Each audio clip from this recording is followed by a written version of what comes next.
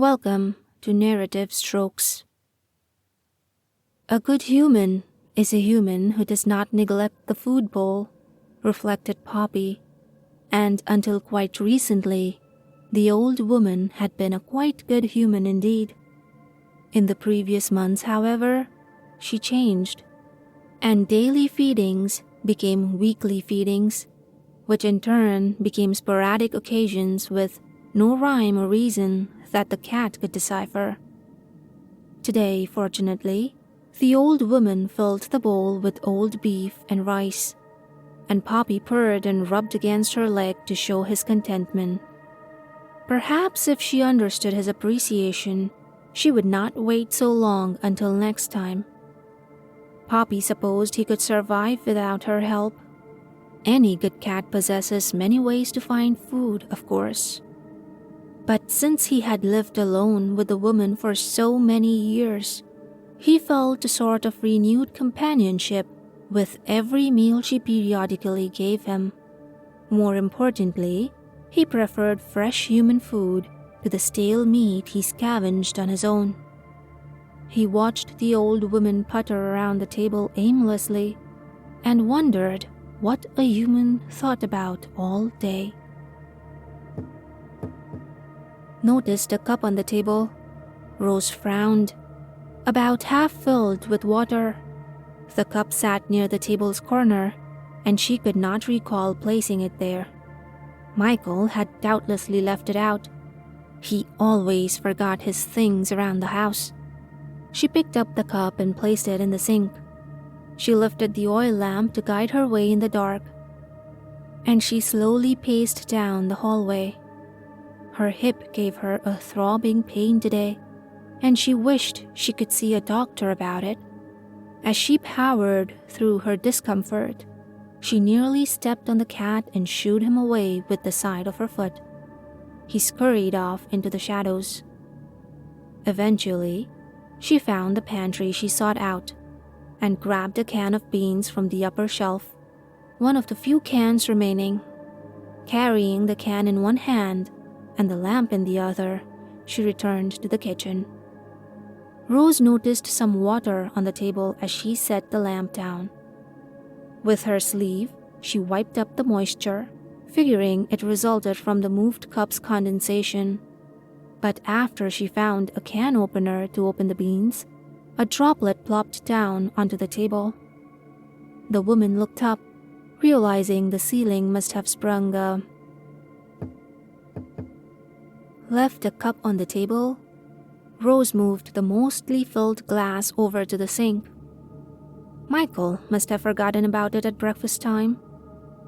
That was like Michael, to forget his drink out on the table.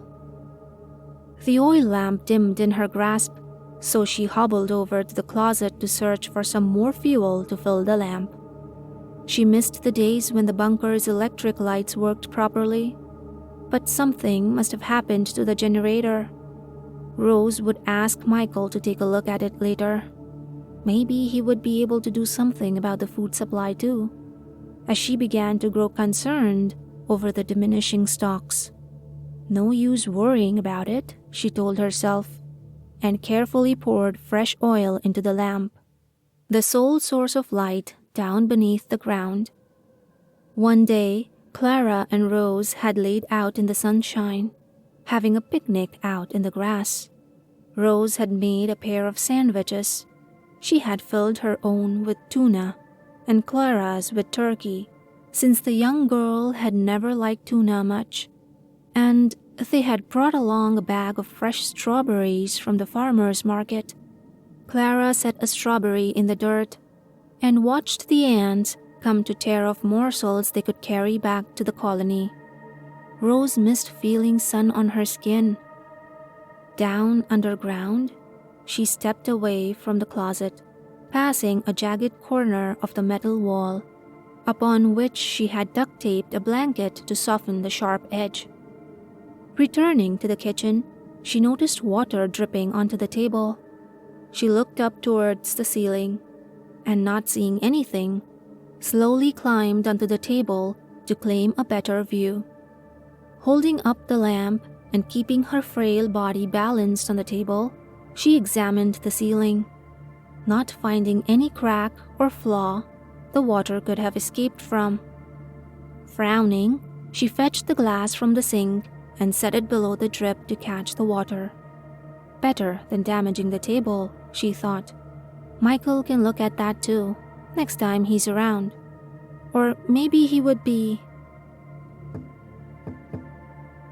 Left a cup out.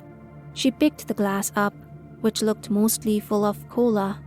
Michael probably left it out after lunchtime. That was like Michael, to forget his drink out on the table.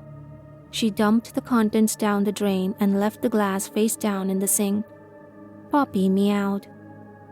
Rose almost jumped, not expecting to see the skinny black cat watching her from the darkness.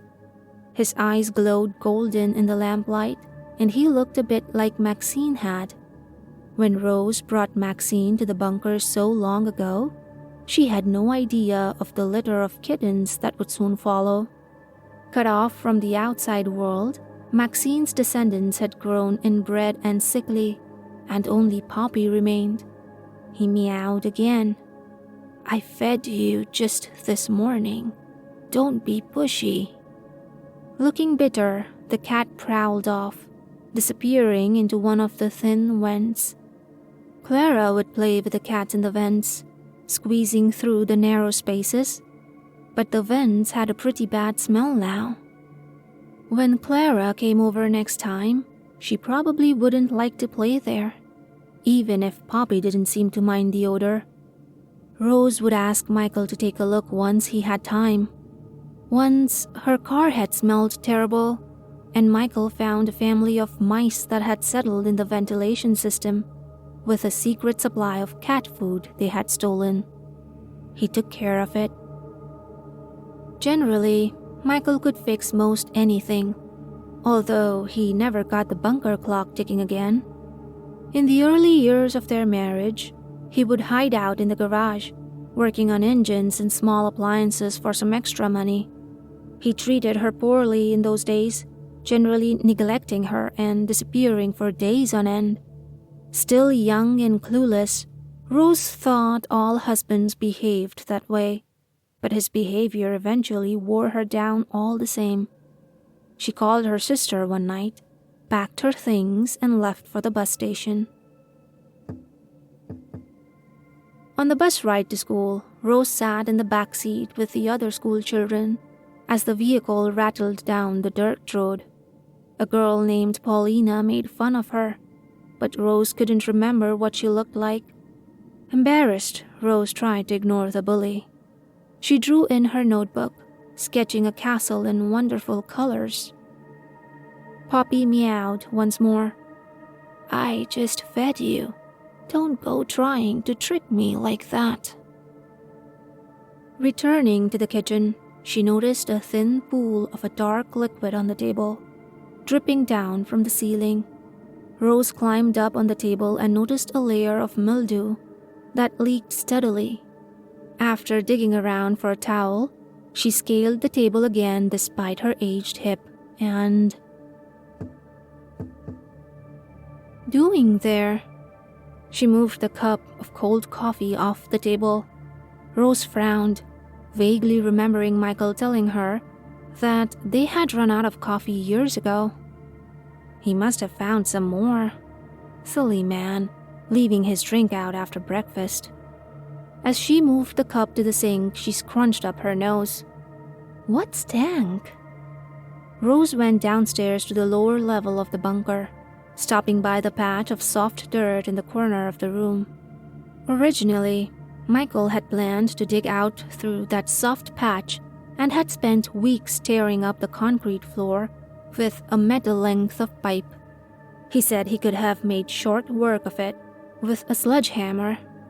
Rose wondered how he planned to dig his way out without a shovel, but that day never came anyways. Michael rarely planned far ahead. When they had Wesley, he lost his job for missing work because he hadn't thought to tell his employers at the garage he would be out for the day. Before Wesley could speak, He used to spend all day coloring and drawing, and Rose could hardly call herself surprised when he earned a spot in art school. He turned down the scholarship and became an architect instead, on Michael's behest, although Rose always thought their boy would have lived happier as an artist. Wesley seemed pleased with his decision, however, and met a beautiful girl at university. They had a daughter of their own not too long after, Clara. Every Tuesday and Thursday, Rose and Michael watched Clara during the summer, while her parents worked. What day was today? Rose hoped Clara would come by tomorrow. The analog clock read 2:15, as it had for an unknowable stretch of time. With no way of discerning day from night, Rose simply slept when she grew tired and ate when hungry, and she had long since lost track of the calendar. Michael had initially scratched tallies down in a notebook somewhere, but eventually that grew more disheartening than helpful. They gave the pages to Clara so she could sketch to entertain herself. Holding her lamp ahead, she strolled to the bathroom. She passed by the sharp corner of the wall that she had taped a blanket over to cushion. The pipes rattled when she flushed the toilet, and the water had a rusty red tinge to it. Ignoring the sight, she washed her hands in the small sink, the sound of running water echoing through the spacious bunker. Living like this for however many years came with an indescribable loneliness. But Rose rarely remembered she was alone anyways, so it didn't matter much. A moment of clarity came to her then, and she stared into the dark emptiness of the bunker. The stale air stirred gently from the vents. She could hear the fans buzzing. That sounded wrong, so she would have to remind herself to ask Michael to take a look at the ventilation later. Generally, Michael could fix most anything. She turned the lamp off and returned to the kitchen in the dark. Hearing the gentle tap of dripping water, she flicked the lamp back to life, spying a dark liquid settling into a pool on the table. Fearing damage to the wooden surface, Rose hurried to find a towel and wiped out a mess before setting out a cup to collect the leaking water. Looking at the towel, she found it stained black, with the slightest tinge of red. She examined the ceiling to find it covered in black mold. The liquid dripped from the mass of fungus. How could she clean that up? Maybe some... There. It looked filled to the brim with ink. She dumped the cup out in the toilet, not wanting to stain the sink. Why would Michael have left a cup of ink out? Clara must have done some painting earlier and used the glass to clean her brushes. Unlike her to forget her art supplies out on the counter though. Wesley would have chided her for such forgetful behavior. Poppy sniffed at the oil lamp, cuddling up against its warmth. Rose missed the days she didn't rely on the lamp, where she could just flip on the switch and expect the bulbs to light up the bunker. One day, they stopped working, and no matter how long Michael toyed with the generator, the electricity refused to flow. Light became another resource to conserve, and they spent the days in darkness unless absolutely necessary. Now, Rose realized the remaining fuel would likely outlive her, so she began to burn freely. The light reminded her of the gas stove in the house, and she recalled making a turkey supper for Thanksgiving when Michael's family came over. Rose had never baked a turkey before and dried it out to the crisp, so Michael's mother had thrown her portion away, not even making it to the pumpkin pie. Rose excused herself to cry in the bathroom. The cat licked itself in the lamp's flickering glow. Throughout the day, she would clean up the cat's feces and urine from wherever it decided to relieve itself. Rose had nothing to use as litter down in the bunker, so there didn't seem much of an alternative. Since she couldn't neuter the cat either, he sprayed, giving the fallout shelter its distinctly musty smell that had accumulated over the many years and the many cats who had lived in its concrete walls. The woman missed the fresh air and smell of their home on the surface. Michael and Rose looked at the house only once before they made an offer. The widow who owned the place told them about her husband who had returned shell-shocked from the war and put together a fallout shelter beneath the hillside. They hadn't grasped the amount of work the veteran had put into assembling the bunker, huge enough to house his entire family indefinitely in event of crisis, as long as needed. Rose remembered Michael checking out the bunker after they moved in and how he returned to her awestruck by the scale of the underground shelter. Despite its size, the bunker began to feel small by the second day below ground. At times, it became terrifyingly cramped, and with Rose, Michael, Clara, and Maxine all shut away, they constantly found themselves stepping on each other's toes. The smell of human odor overtook the small space. Still, Clara smiled, and she retained her positivity right up until the end. Rose shuddered to think when Clara's cut festered and the infection grew.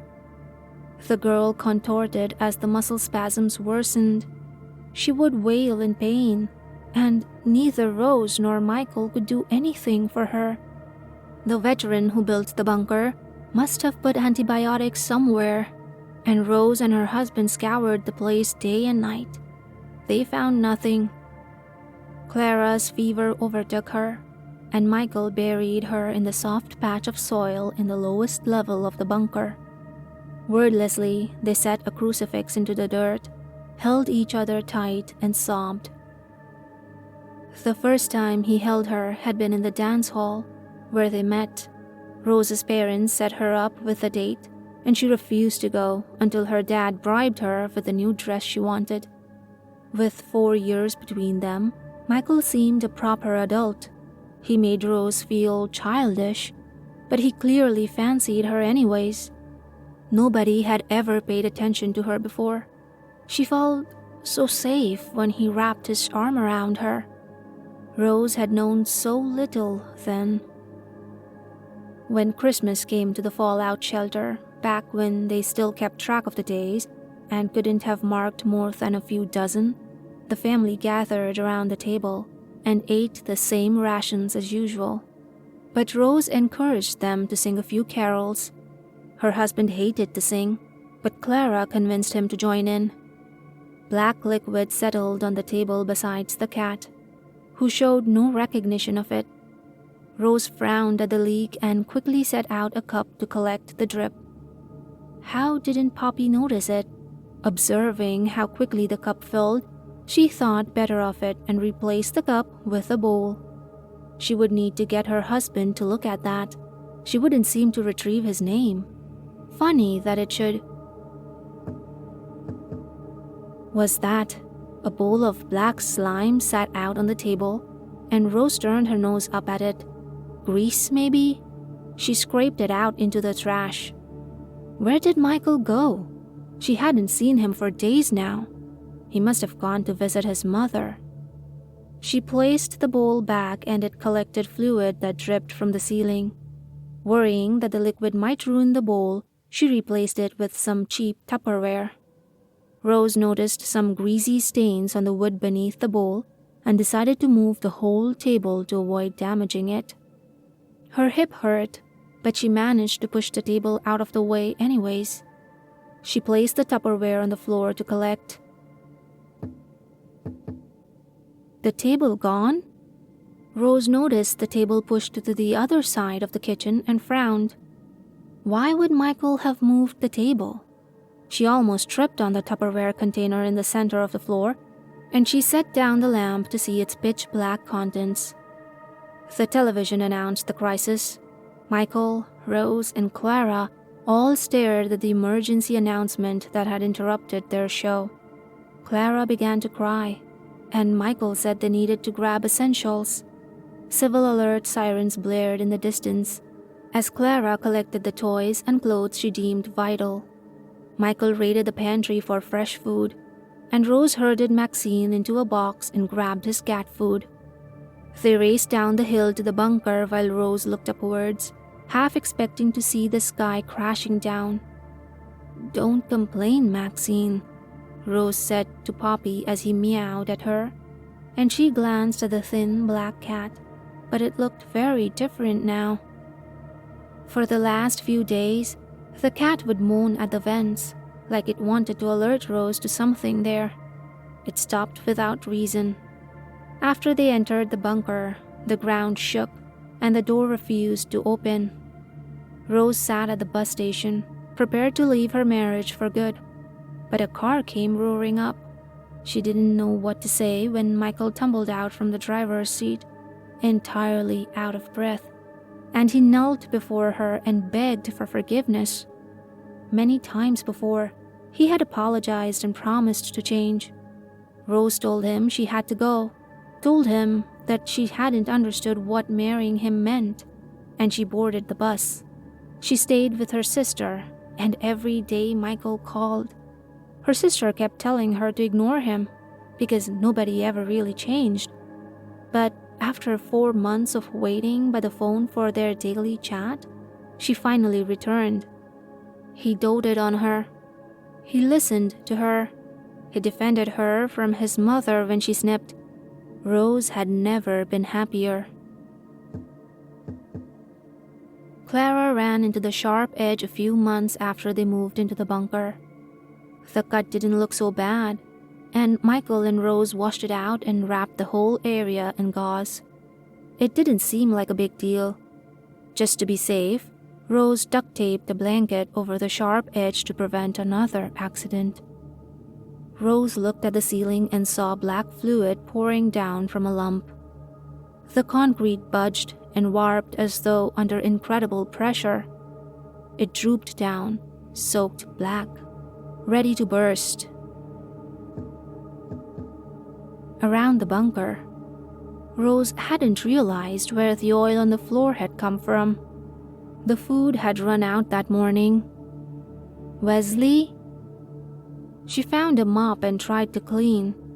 Grime seemed to pour from the walls, dripping down from above.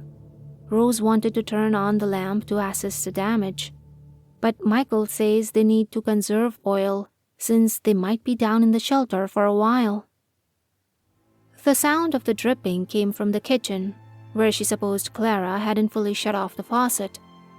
Rose knew better than to waste water, so she followed the noise. A stench nearly knocked her off her feet. She quickly grabbed the lamp, but couldn't find a match until she had dug through every shelf of the closet. When she actually found one, her shaky fingers struggled to hold it. But she managed to clutch the match tight enough to ignite by gripping it between her middle and pointer finger. Finally lit, the lamp cast off a dim glow. Rose held the light source before her and lumbered back to the kitchen. Her hip began to hurt. A vaguely humanoid shape hung upside down from above, stretching from the concrete ceiling and dripping sludge to the floor. Rose could barely see it in the sparse light, and she noticed Poppy sitting in the corner of the kitchen. The cat showed no reaction to the thing. Poppy couldn't see it at all. Not surprising, since the figure had come for her. Rose came closer, and the growth shifted towards her. It wore someone's face.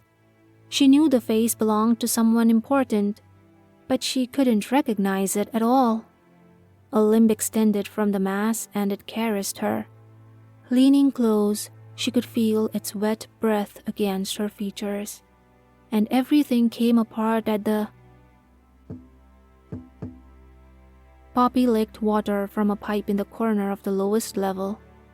He had spotted a mouse once, many weeks back, but he hadn't seen any vermin for some time. Worse yet, the rest of his food had spoiled beyond usage. As hunger gnawed at the cat, Poppy visited the human.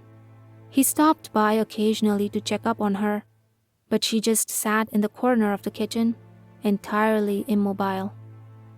He rubbed up against her leg, but she refused to acknowledge him. Typical. Hopping up on her lap, he pressed into her, missing the days she would make light. He tried biting her, but she still wouldn't react. Poppy wondered what had happened to the good human who used to feed him so diligently. The cat licked itself. No matter, he could still find use for her. Thank you for listening to today's story. If you enjoyed it, then comment down below and let me know what you think. I'll see you next time with another story. Until then, keep smiling and don't forget to like and subscribe.